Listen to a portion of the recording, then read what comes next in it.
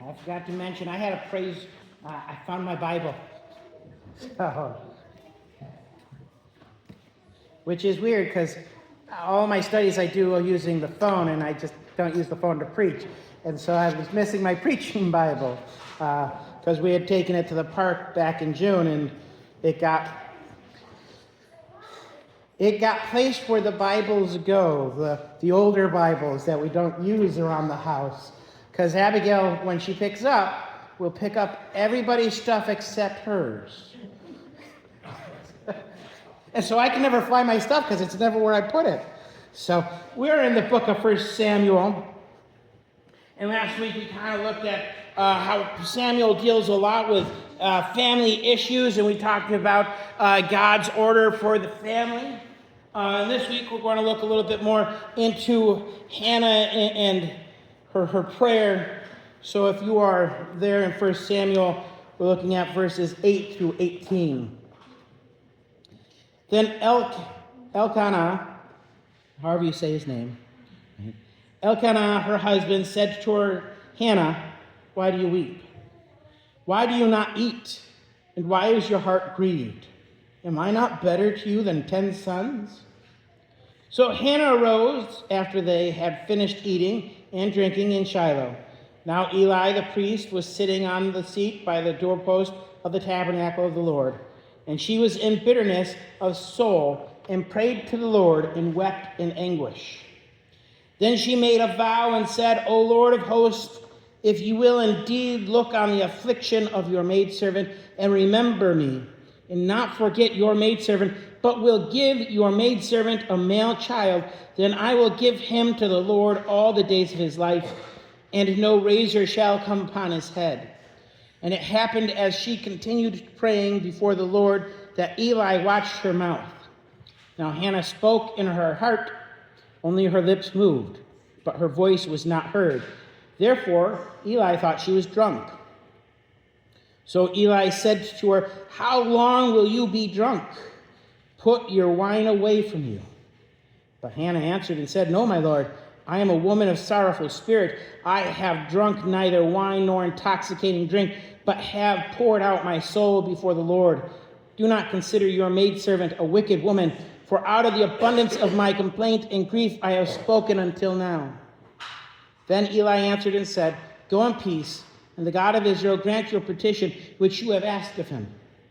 And she said, Let your maidservant find favor in your sight. So the woman went her way and ate, and her face was no longer sad. So we have this issue, right?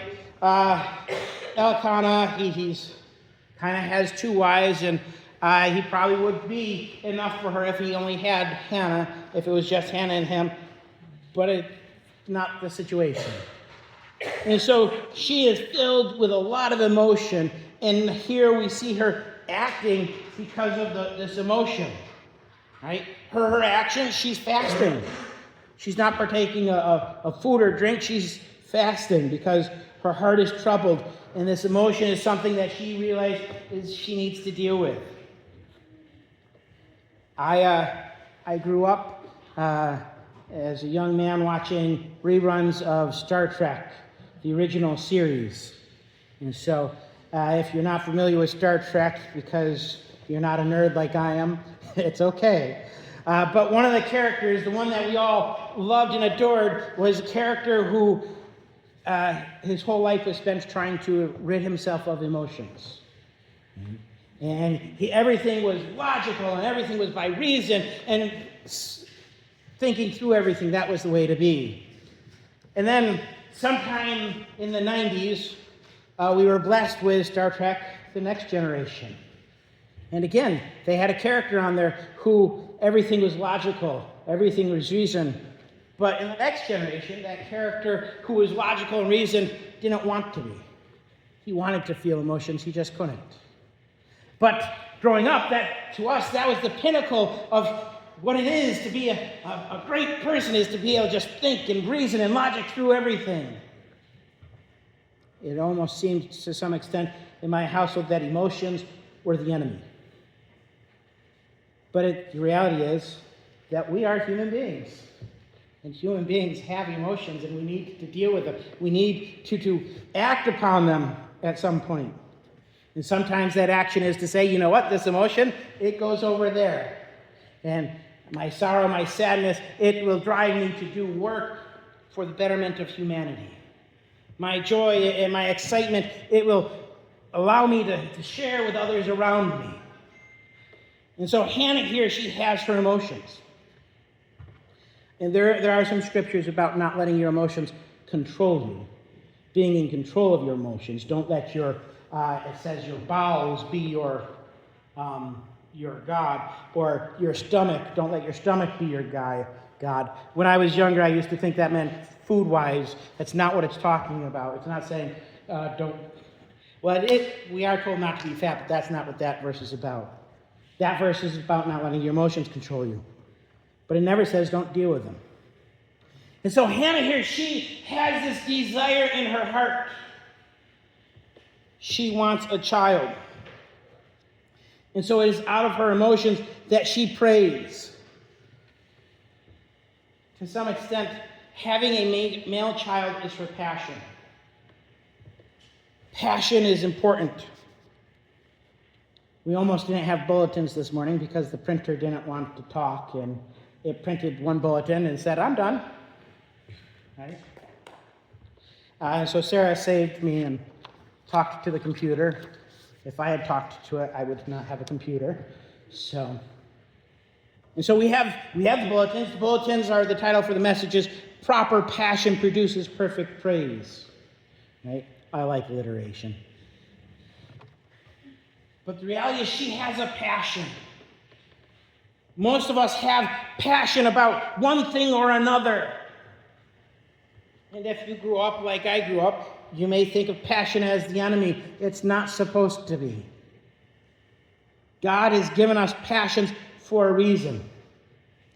Right? He gives us desires, and the reality is that we have to stop and examine those desires.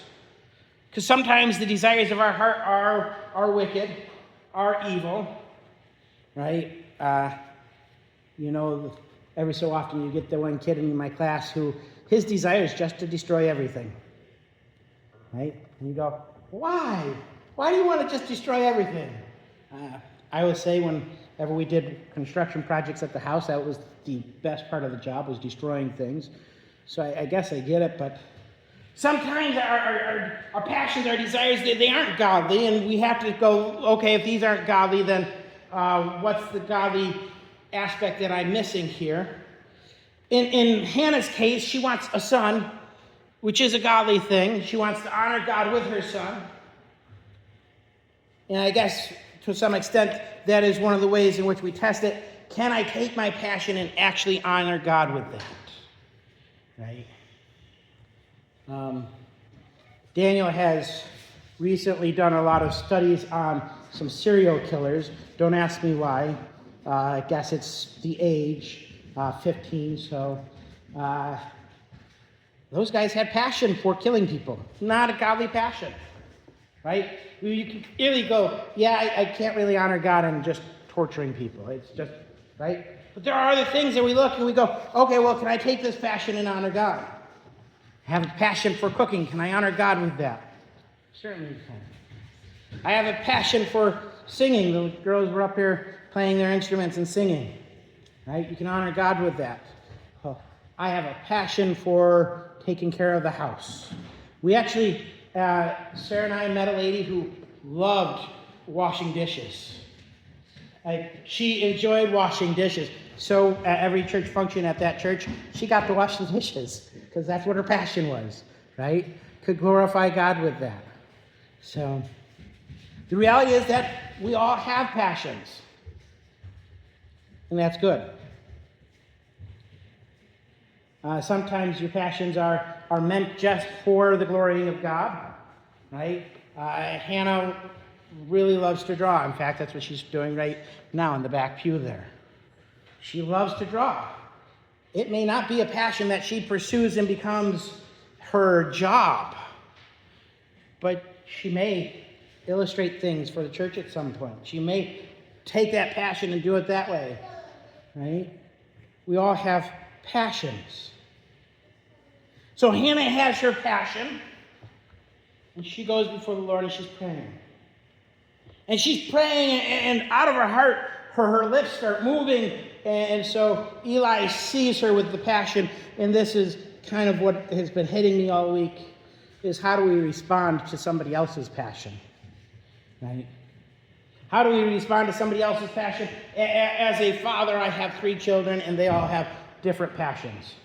And some of their passions I don't like. Not because they're not godly, they just don't lead them to where I want them to be, right? I said it a couple of times before. Daniel right now is passionate about Japan. Can he use that passion for Japan to glorify God? Most certainly he can. Right? He can go off to Japan. He could be a missionary to Japan. I don't see how he could not be if he's there and worshiping God. He may not do it officially as a missionary, but he has his passion. Well, most of our last year has been us trying to go, you don't want to go to Japan. You don't want to do that. No, find something else that you can become passionate about, right? Eli, when he sees Hannah, he sees her and her mouth is moving. He's going, something's wrong with this person. Let's stop that, right? We have to be careful when we see the passions of those around us not to squash it immediately, right? How can you be so passionate about this? It's not going to lead you anywhere, right? As a boy who went off to a college and studied theater, my father's statement, you're never going to get a job doing that. Why would you do that? Of course, Dad knew back then, and I knew as well, that I just needed the degree so I could go on to seminary. And that was the plan.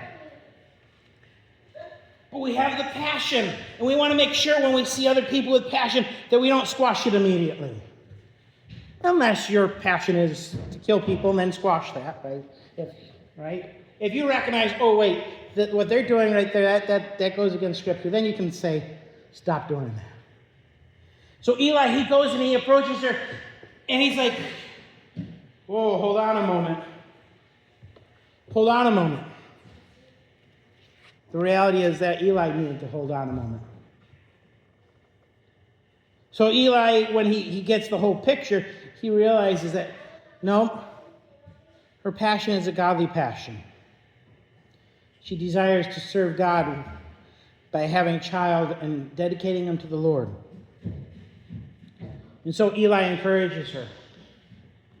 And so the reality is that that's where we are in life. If the people around you have passions, and they have passions that they can use for God, that they can use for the glory of the Lord, we are called to encourage them. To be like Eli and say, you know what? Try it out. Pursue it a little bit. Check it out. Right? There are things to remember. Again, I should reiterate this. Just because you have a passion doesn't mean that's what you're called to do for a living, right? Daniel cannot live in Japan for a living. They will not pay him money just to exist, right? It'd be nice, right? But no, he's got to find something that they will deem productive, right? We've got to be productive members of society. Hannah loves drawing. She may never become a professional artist. In fact, she has decided she only wants to live 20 minutes away, which is great. She's given up on Maine and said, I'll live 20 minutes from you guys. Okay. But the reality is that God gives us lots of desires. And here are some verses for you. 1 Corinthians 10:31, therefore, whether you eat or drink or whatever you do all to the glory of God. If God has given you a passion, you should pursue that passion as though you are doing it for the glory of God. Right? That is what Hannah did. As she prayed, she said, God, if you give me this child, I will dedicate him to you. Not only does she say, I will dedicate him to you, but I will make him a Nazarene. Right? A Nazarene, they were the elites. They were not allowed to have any alcohol. They couldn't shave their heads or cut their hair. They were dedicated solely to God. Hannah is going to have a child, and that child will be Samuel. And he will serve God in a mighty way. Whatever you do, whatever your passion is, do it for the glory of God. Recognize that God didn't give you your passion so that you can just glorify yourself. Right? And that's a difficult one for a lot of people. Well, I'm the one doing this. Well, yeah, because God gave you the ability.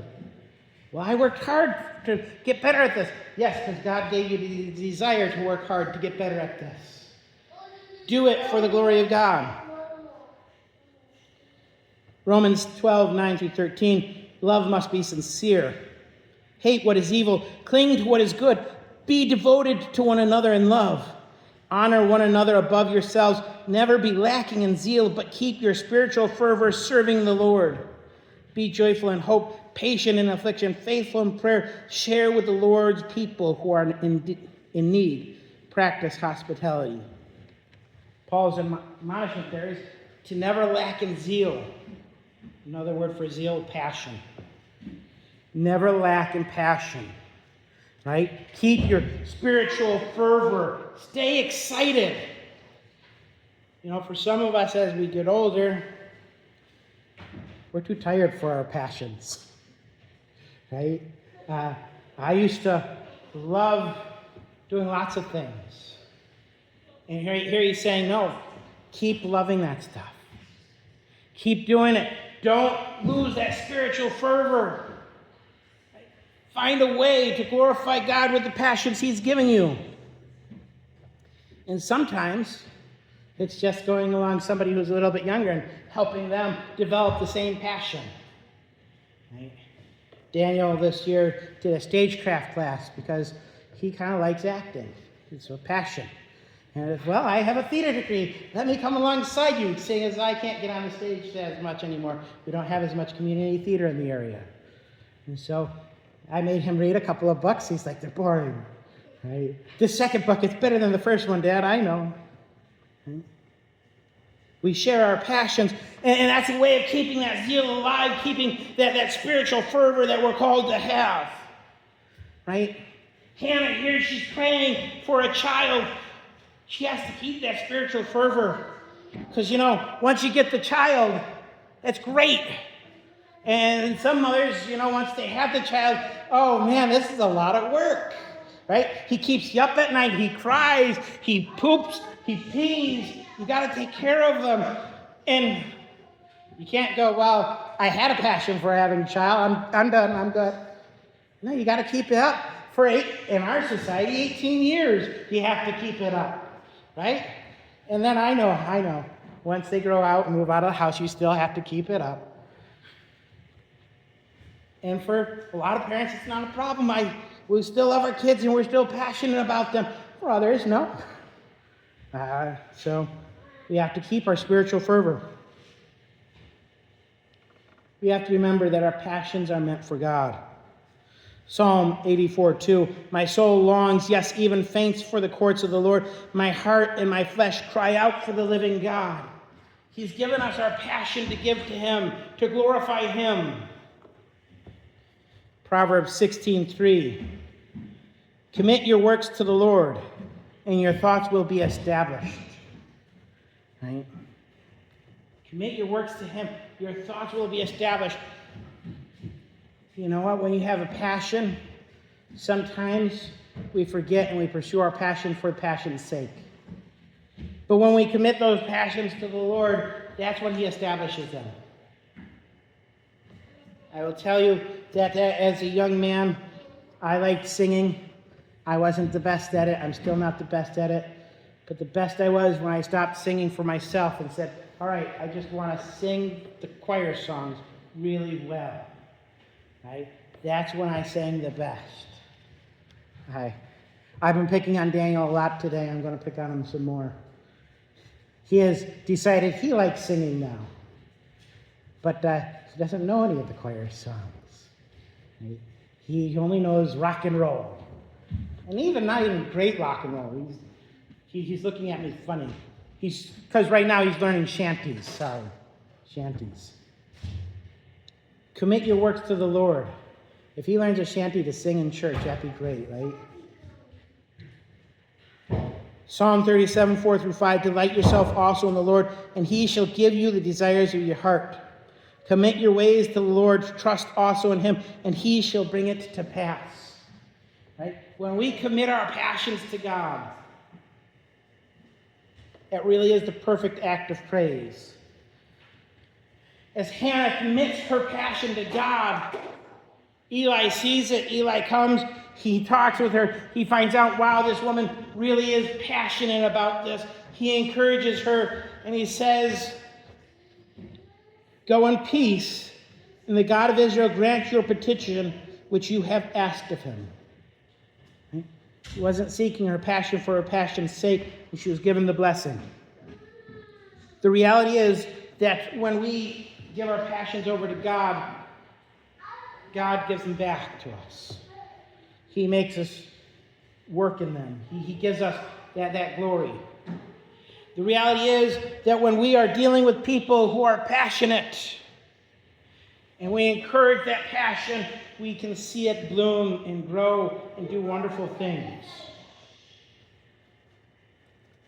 But very oftentimes when we see people who are passionate, our thoughts really are, well, you can't make a living doing that.